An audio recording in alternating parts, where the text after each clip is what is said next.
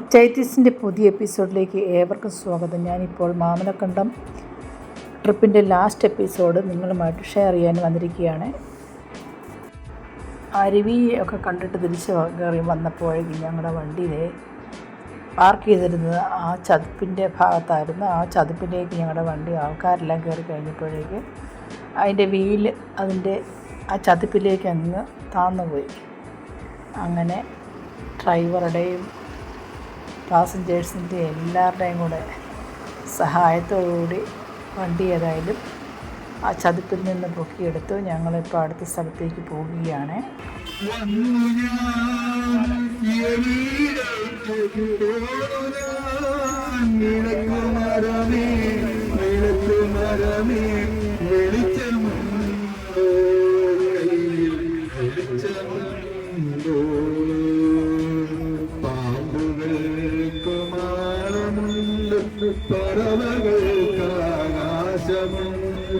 മനുഷ്യപുത്രനു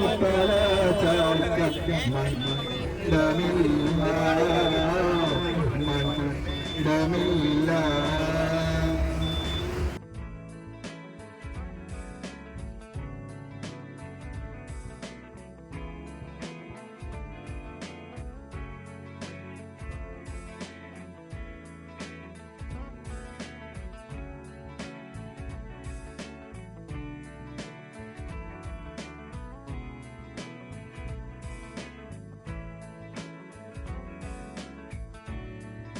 നമ്മളിപ്പോൾ സഞ്ചരിച്ചു കൊണ്ടിരിക്കുന്ന മൂന്നാർ മാമലക്കണ്ടം റൂട്ടിലാണ്. ഇന്ന് ഭംഗിയുള്ളൊരു കാഴ്ചയാണ്. ഈ മലനിരകളും ആകാശവും ഒക്കെ കണ്ട് നല്ല തേയിലത്തോട്ടത്തിൽ കൂടിയുള്ളൊരു യാത്ര. ഉച്ചയ്ക്കത്തെ ഫുഡ് നമുക്ക് പറഞ്ഞിരിക്കുന്നത് റിവർലാൻഡ് റിസോർട്ടിലാണ്. അവിടെ നമ്മൾ ഫുഡൊക്കെ കഴിച്ചിട്ട് അതിന് ശേഷം നമ്മൾ ആനക്കുളം കാണാനാണ് പോകുന്നത്. ഭാഗ്യമുണ്ടെങ്കിൽ ആനയെ കാണാൻ സാധിക്കുമെന്നാണ് KSRTC സ്റ്റാഫൊക്കെ പറഞ്ഞത്. അത് സെക്കൻഡ് സാറ്റർഡേ സൺഡേയും ആയതുകൊണ്ട് ആനയുടെ അമ്മ വീട്ടിൽ പോയില്ലെങ്കിൽ നമുക്ക് കാണാൻ സാധിക്കുമെന്നാണ് അവർ പറഞ്ഞത്. നമുക്കൊന്ന് പോയി നോക്കാം, ആനയെ കാണാൻ സാധിക്കുമോ ഇല്ലയോ എന്ന്. അമ്മ വീട്ടിൽ പോയോ അതോ ആന അവിടെ തന്നെ ഉണ്ടോ എന്ന് നമുക്കറിയാം.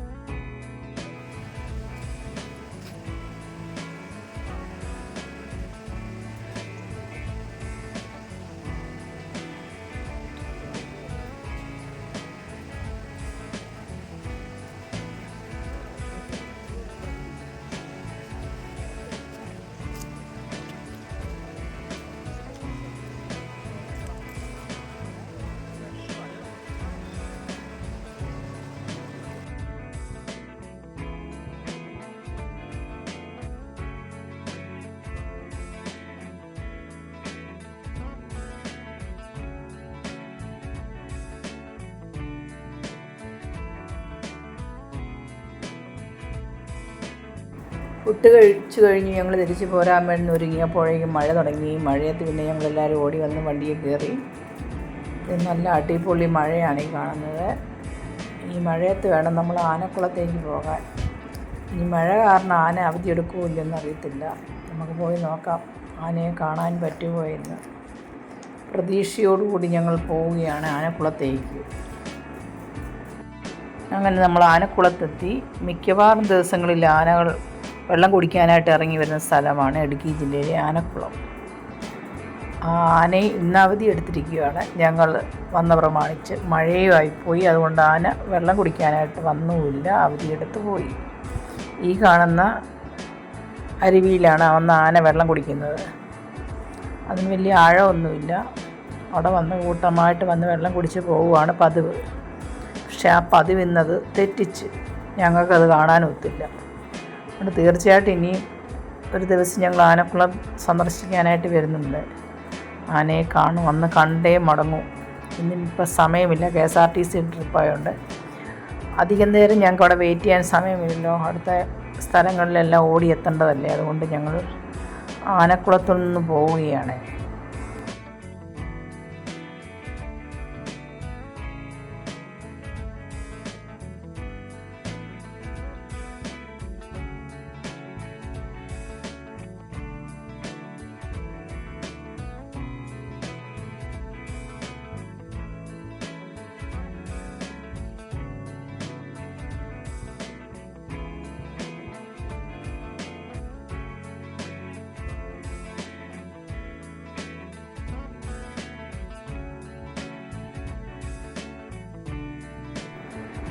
വെള്ളച്ചാട്ടങ്ങളുടെയും പ്രകൃതി വിസ്മയങ്ങളുടെയും സ്ഥലമാണ് മാങ്കുളം. പെരുമ്പൻകുത്ത് വെള്ളച്ചാട്ടമാണ് നമ്മൾ ഇനിയും കാണാൻ പോകുന്നത്. വെള്ളച്ചാട്ടങ്ങളുടെ ഒരു പറുദീസ തന്നെയാണ് മാങ്കുളം.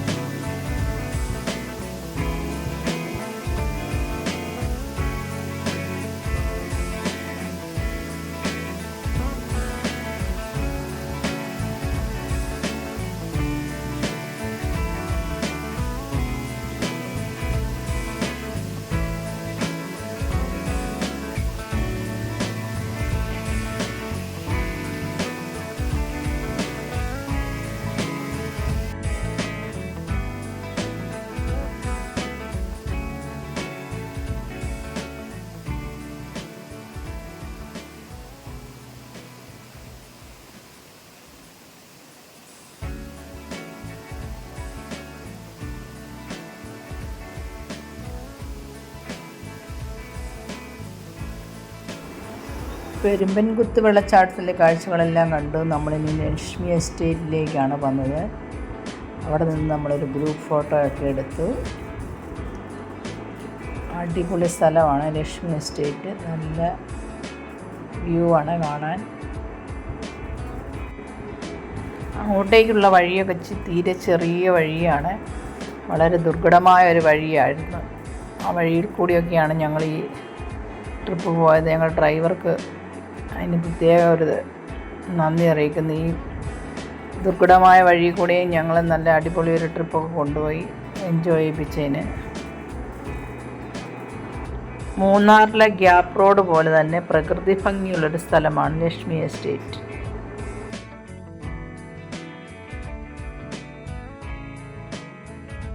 എൻ്റെ വീഡിയോ കാണുന്ന ആരെങ്കിലും എൻ്റെ ചാനൽ സബ്സ്ക്രൈബ് ചെയ്യാതെ കാണുന്നുണ്ടെങ്കിൽ ഒന്ന് സബ്സ്ക്രൈബ് ചെയ്തേക്കണം, മറന്നു പോകരുതേ.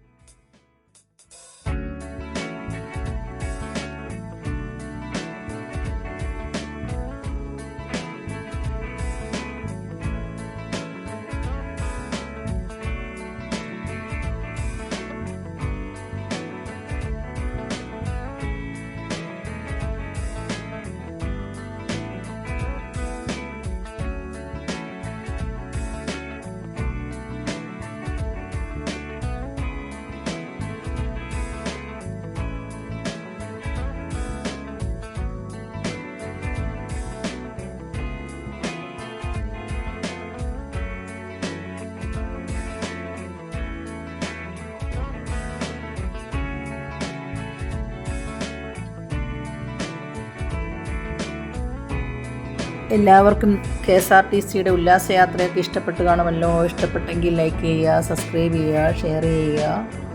നമുക്ക് അടുത്ത വീഡിയോ ആയിട്ട് കാണാം. Okay, bye. Thank you for watching.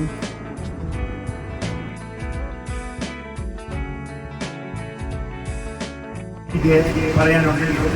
ചെറിയ വാക്കുകൾ ഞാനിത് അറിയിക്കുകയാണ്. ഞാനിത് 12ാമത്തെ ടൂറാണെങ്കിലും പലരും എൻ്റെ ഒരു പട്ടനായിട്ട് കരുതിയിട്ടുണ്ട്. ഏലിയമ്മമാണെന്ന് തന്നെ ഞാൻ എന്നെ കണ്ടു കഴിയുമ്പോൾ ചോദിച്ചു, 3ാമത്തെ ടൂറിൻ്റെ സാറേ. ഞാൻ കാഴ്ച കാണാനോ ഒന്നുമല്ല ഈ പല ടൂറും പങ്കെടുക്കും. പ്രായം ചിലപ്പോൾ നമ്മുടെ ജീവിതത്തിൽ ചില വിരസത ഉണ്ടാകുമ്പോൾ യാത്ര ചെയ്ത് പുതിയ മുകളെ കണ്ടവരെ പരിചയപ്പെട്ട് ആടിയും ആടിയൊക്കെ നടക്കുമ്പോൾ ഒരു പോസിറ്റീവ് എനർജി കിട്ടും. അല്ലാതെ സ്ഥലം കാണാൻ വേണ്ടി മാത്രമല്ല. ദൂര സ്ഥലങ്ങൾ ഞാൻ രാവിലെ പറഞ്ഞ പോലെ സന്ദർശിക്കാനുള്ള സാമ്പത്തിക ശേഷി. അപ്പോൾ ഞങ്ങളെ സംബന്ധിച്ച് ഈ ചെറിയ വരുമാനക്കാരുടെ സംബന്ധിച്ചുള്ള ഈ ആനവട്ടി തന്നെ നമുക്ക് വലിയ കാര്യമായി. പിന്നെ നമുക്കറിയാം, ഈ യാത്രയിൽ നമ്മളെ നയിച്ചത് ഷെറിനും അതുപോലെ തന്നെ ഏലിയാമ്മാടാണ്. നിങ്ങൾക്കറിയാവുന്നതിൽ കൂടുതൽ എനിക്ക് അവരെ കുറിച്ച് പറയാനുണ്ട്. ഇത്രമാത്രം ഡെഡിക്കേറ്റഡ് ആയിട്ടുള്ള ഒരു ടീം, പ്രത്യേകിച്ച് രാവിലെ എങ്ങനെ ഏരിയമാണം ചെയ്യുന്നോ അതേപോലെ ഇപ്പോഴും നിലനിർത്തുന്നു. അത് വെളുപ്പിനെ വന്നതാണ്. നമുക്ക് തുടക്കത്തിലുണ്ട്, ഒരിക്കലും കണ്ണടച്ചിട്ടില്ല. എപ്പോഴും നമ്മളോട് തന്നെ പ്രോത്സാഹിപ്പിച്ച് അതുപോലെ സർവ്വതി വളരെ സിമ്പിളാണ്, സൈലന്റ് ആണ്.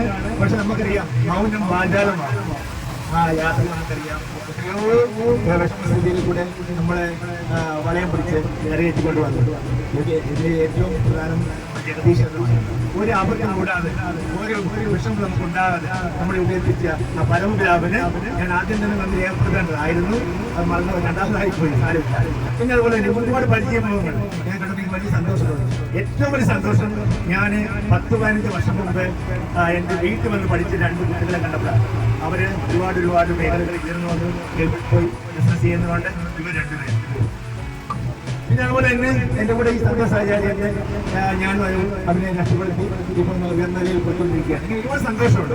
പിന്നെ നമ്മുടെ ഭക്ഷണ സാറിന് ലിസ്റ്റ് കണ്ടപ്പോഴത്തേക്ക് എനിക്ക് വലിയ സന്തോഷമുണ്ട്. ഇതുപോലെ വലിയൊരു ധനാർത്ഥി നിസ്സാരമായി നമ്മോട് ഇടപെടുന്നവർക്ക് വളരെ സന്തോഷം.